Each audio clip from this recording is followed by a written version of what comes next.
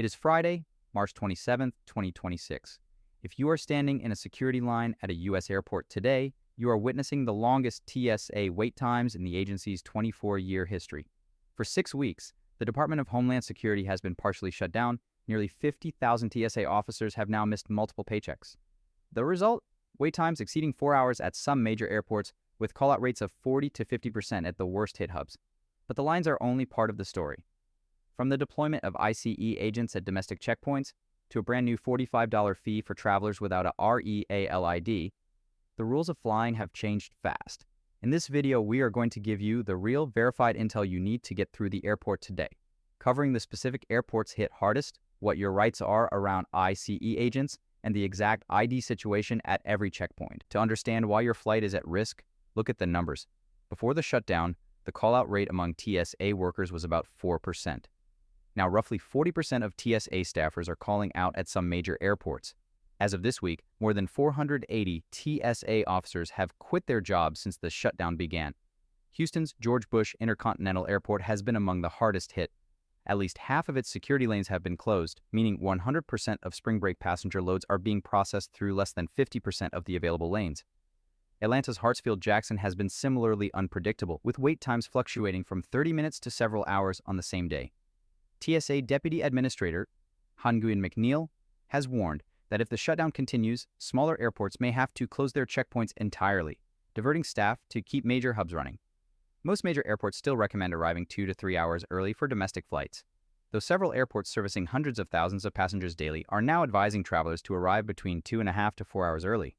Check your specific airport's website before you leave the house. Guidance is changing daily.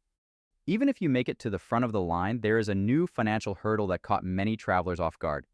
Since February 1st, 2026, travelers who arrive at a TSA checkpoint without a real ID or another acceptable form of identification can pay a $45 fee to use TSA Confirm ID, a modernized identity verification system. That $45 fee covers a 10-day travel window. So if you are on a 2-week trip and your return flight falls outside that window, you will need to pay again. It is important to understand that TSA Confirm ID is optional, but if you choose not to use it and you do not have an acceptable ID, you may not be allowed through security at all and could miss your flight. To avoid the fee entirely, you can fly with a U.S. passport book, a passport card, a U.S. military ID, a DHS trusted traveler card like Global Entry, or a tribal-issued photo ID from a federally recognized tribe. TSA is also expanding acceptance of certain digital IDs, such as Apple Digital ID at participating airports, though travelers should verify whether their departure airport is on the approved list before relying on it. One of the most visible changes this week is the presence of ICE agents at airports. President Trump dispatched ICE agents to major U.S. airports to assist TSA workers during the staffing shortage. Atlanta's mayor has stated that those agents report directly to TSA and are not involved in immigration enforcement. Their primary role has been operational support, covering crowd control and ID verification, so that the remaining TSA officers can focus on security screening. TSA Deputy Administrator McNeil has confirmed there has been a 500% increase in assaults against TSA officers since the shutdown began, and that legal action will be pursued in those incidents. Do not take your frustration out on workers who are doing their jobs without pay.